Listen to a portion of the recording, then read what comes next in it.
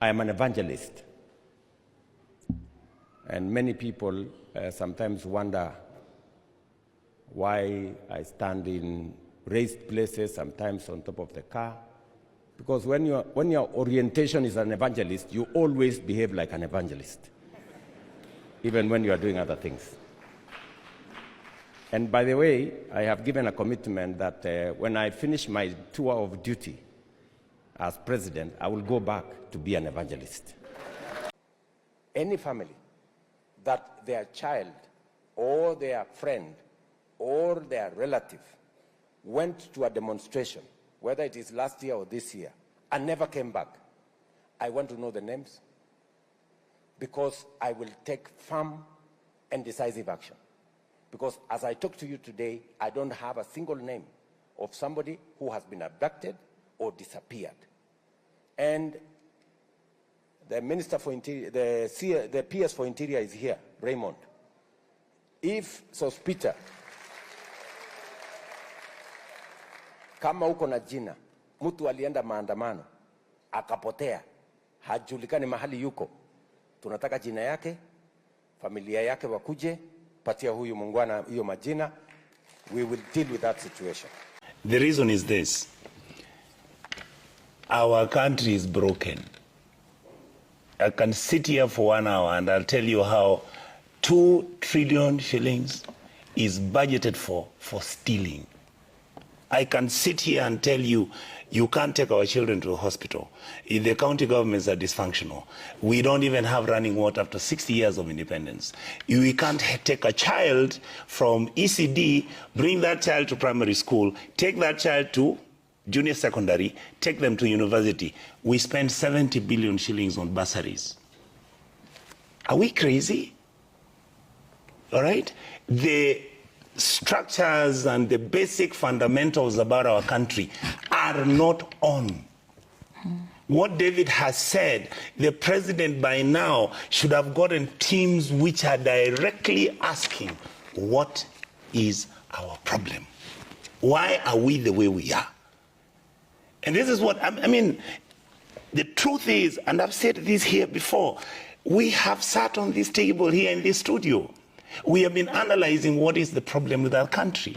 Have we ever found what the problem is? This is what I'm saying. That is the responsibility at this moment, because of where we are, of the presidency and the National Assembly. Leadership must take it upon itself to come up with solutions that are going to be agreeable and admissible by the interested party. In these parties, in this case, it is our young people. For me, the system is broken, and unless independent, genuine people, I mean, I'll ask you the truth. How many times have you seen the controller of budget saying, these billions have been stolen, this money is not there, this is happening today? How many times have you listened to the Auditor General talk about how billions and billions of shillings are being stolen from our health sector, from, how many times have you heard how Nairobi's city counties just started, and it's not about Sakaja. This is a system that has been inherited. People are stealing money from national kitty. People are taking the money that is supposed to educate poor kids and they're eating it. Governors are eating money the same way the national government is eating. We are tenders are being given between friends, family, wives and parents and everybody. We are taking the national resources as if it's a commercial bank, where the people who are strongest na wale wana nguvu kabisa ndio wanaenda wanapora mali wanaenda nayo wakiacha kila mtu akiangalia kutoka kwa dirisha. What I'm saying is, the Gen Zs were able to identify what the issues are. Yes. I raised this 2 years ago, a year and a half ago, when I said, how can you as a country, you advertise for 20 jobs, 200 jobs, and outside KICC, you have 2,000, 3,000, 4,000 people fighting over this job. Well, what do clever people do? You sit down and come with interventions. Kenya can afford to give its youth 10,000 shillings a month if we stop stealing their money. Wow. Money which can be a social welfare program, which can be kept for a period of even 3 years from the time somebody is 18 until they are 25 or 30, as they are looking for a job. And this is a case where once you get the job, then the system automatically removes you. Jamaa anayeitwa Ruto, mimi nataka watu wa Rabai mumkatae 100%, kwa sababu yeye jambo la kwanza alisema atawaletea watoto wetu laptop. Akatoka hapo akageuka akasema atawaletea wheelbarrow. Bado tumeshangaa, jana anasema wamama wakizaa ataletea watoto pampers. Nataka niambie Ruto kwamba shida ya wamama wetu wa Kenya si pampers. Wamama wa Kenya ukikuwa empowered, wakipata vibarua vya kufanya, watanunulia pampers watoto wao wenyewe. Hawahitaji serikali wanunulie pampers. These leaders should be in heaven. If they are not in heaven, they should be in hell. If they are not in hell, they should be in prison. Now, if I was to choose the three, and I was the president, trust me, a lot of them will be in prison. Taken to court, charged, and taken to jail. You find some of these people have been on radar. We read in the newspapers that some of these leaders have been called, they have cases to answer. Then tomorrow they're appointed. And then you never hear about ESCC again. And then they become ministers, and some of them make statements, very reckless and wicked statements. Oh, we didn't know, we were outside, is it Kenya Kwanza? We were outside. Now we are inside, it's so sweet. Jesus Christ. Which leader made that statement? You go and find out. I'm not here to now mention it's so that. sweet inside. Yeah, Kenya we are Kwanza. now so sweet. And then they have this whole called homecoming parties, and I'm going to ban that whenever It was in our editorial tonight, because that suckers. What is a homecoming party? Kwani, you left home.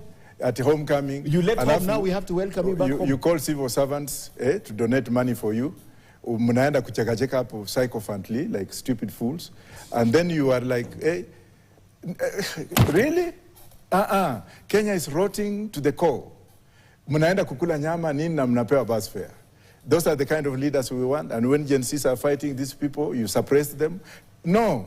That's why I refuse to go to any of those people's homecoming parties.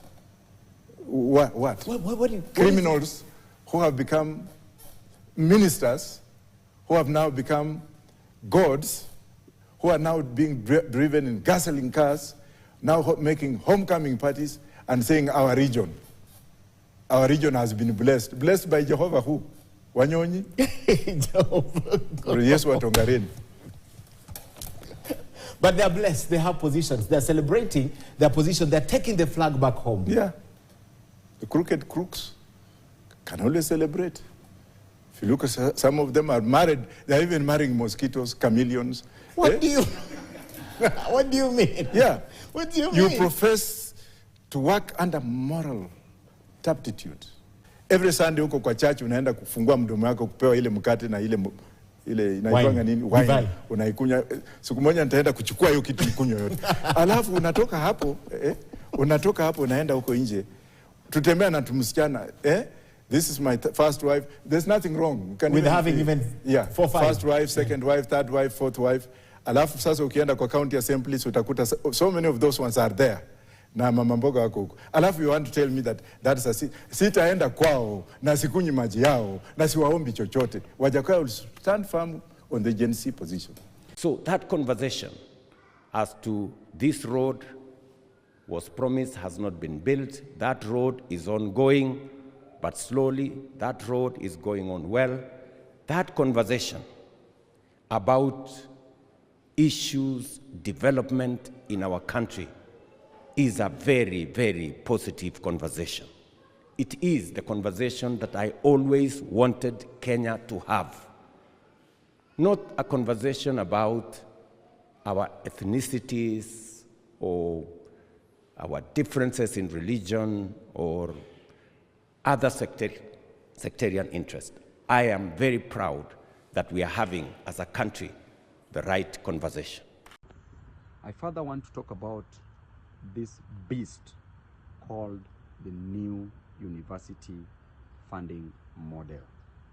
Article 260 of our constitution, the Kenyan Constitution, defines an adult as a person who has attained the age of 18 years.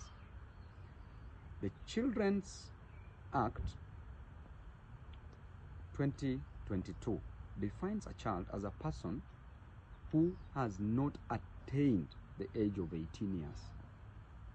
Then we go to the Age of Majority Act, Cap 33, Section 2.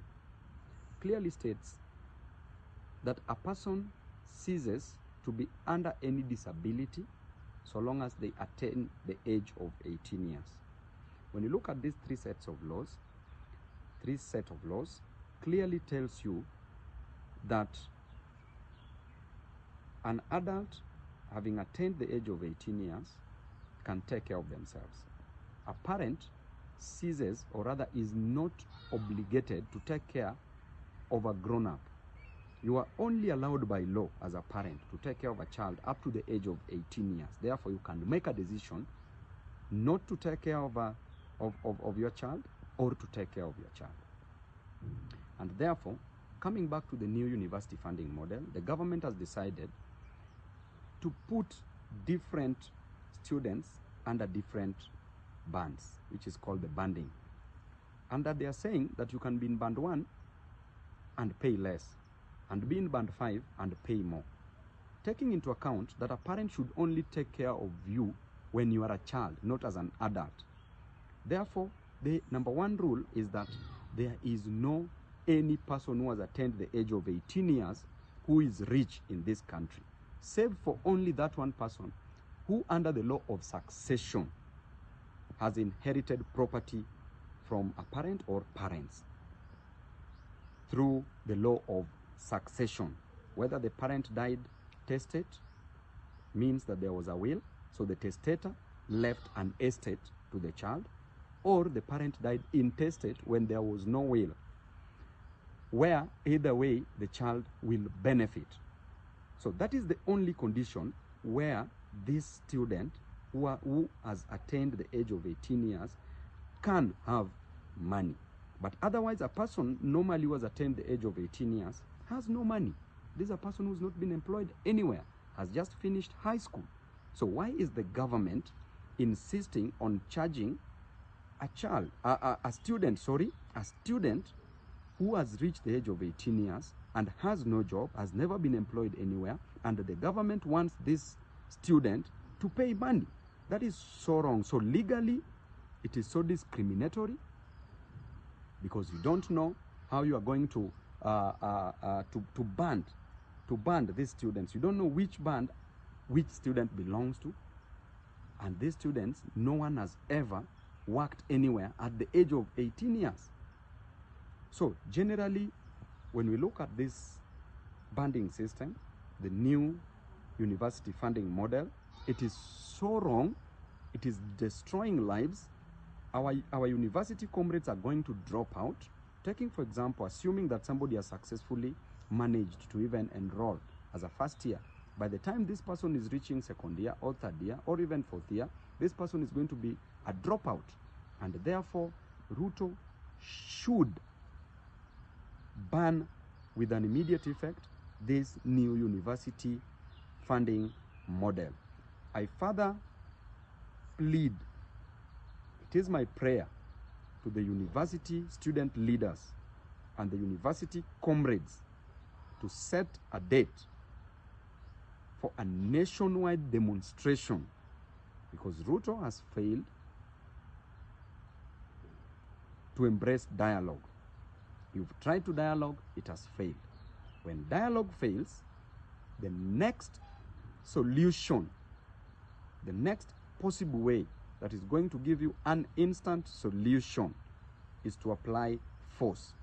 And I'm telling you, he's going to keep off. Yesterday, he did lie to us that he received help. He never received help.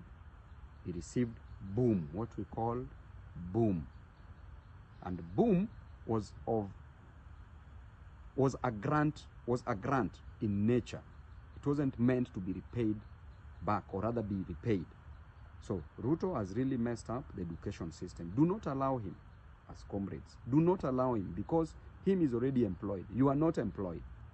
You are going to study to get a job, or to create a job, or to acquire knowledge. And therefore, you must fight this so viciously